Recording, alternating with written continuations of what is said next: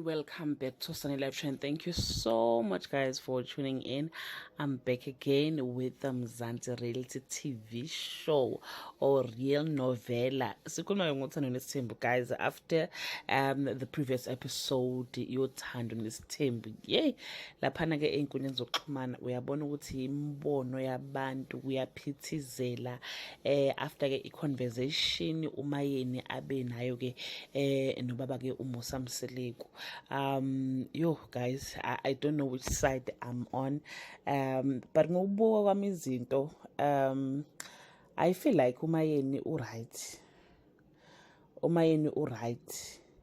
uThobile uright. Umuntu orong kahle kahle la uMusa Mseleku, uyena oqhatha ke lamakhosikazi akhe. Into abayibangile kakhulu ke ukuthi ke ubaba uMusa Mseleku expect ukuthi umayeni ba-understand ukuthi yena uthuma uThobile ukuthi kubo yena obhekelela izinto zama-insurance, kushuthi i-administration nje yonke kumakhosikazi wakhe without telling them.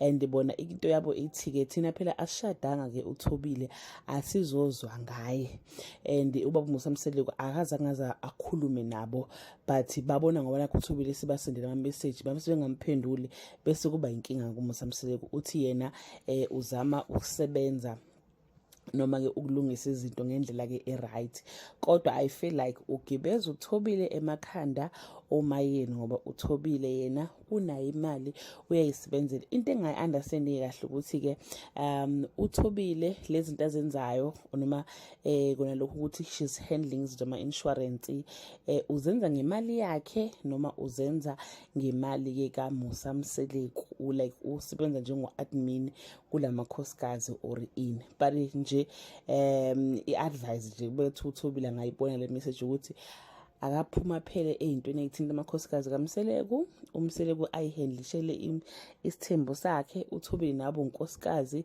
esayidini lakhe. Uma ngabe uMusa Mseleku mhlawumbe efuna imali kuyena amnike uma ngabe ethanda, but nje kungabi sengazi ukuthi omayeni barephotha kuyo ngoba basazongazwani, vele nje basazongazwani. Abanye-ke bathi-ke omayeni she's bitter, she don't like uMakhumalo, bla bla bla bla, kunjani njani njani. But-ke I feel like labakhosikazi lawa azange azashada newodwa, ashada uMusa Mseleku. uMusa Mseleku is responsible to take care of them without ugibeza omunye umfazi emakhanda abo. Uma ngabe ukuthi-ke iyamhlula into yokuthi ayihandlishele isithembu sakhe, kufanele aqashe umuntu ozohandlisha zonke lezi le-admin la iqalele yona, ngoba phela umayeni uzathi-ke akumina engathi ithatha isithembu, and umayeni-ke isithembu-ke wengasifuni from the beginning and ngeke bazomforce manje-ke. So yeah guys, ngimzule futhi laphana-ke ekhuluma-ke noMacele, etshela uMacele ukuthi-ke nangu number 5 uMakhwela, ngicela ukuthi umfundise ukuthi kugqokwa kanjani kaMseleku, kukhulunywa kanjani. uMacele athi yeyi, angisiyo umamezala mina wale ntombazane, angisiyo umamezala kaMakhwela, futhi angisiyo umngane kaMakhwela, ngoba uthatha amakhosikazi usafuna futhi ufuna ukuwathatha, kodwa ayamhlula ukuwamenenja and uyawaxova.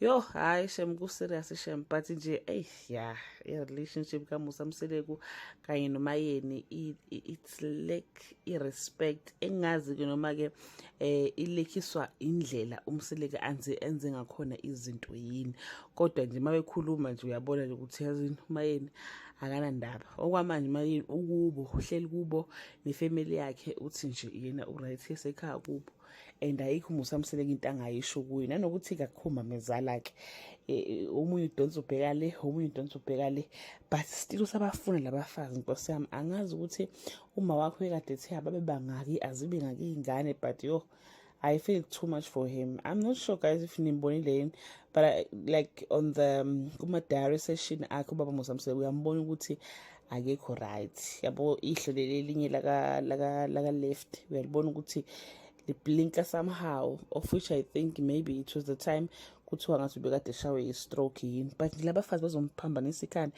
Umayeni uthe uMakhwela akahamba kuntanga yakhe, but uMakhwela she is ready. Guys, I don't know ukuthi thina umbono wakho ubona ngathi ubani wrong wona phakathi kwamayeni noMakhumalo. Cha, but as for me, I feel like uMakhumalo kumele athi ukuhlehla kancane labafazi, aphile njengomfazi naye azenzele into zakhe, ayeke le ndoda le izenzele izinto zayo ngendlela yayo. Uma ifuna u-admin ihambe uqashe u-admin, nkosi yami. Uma ifuna ukuyipha imali ayiphi imali, but kungaze kufike kubona ukuthi njengoba nje ngimshintshele iy'moto ingomakhola ungipha imali. Hhayi, iyaqhatha kakhulu le nto bakithi. Isithembu akusinto ukudlala. That brings us to the end of this video. Do leave your comment below and share your opinion. Bye.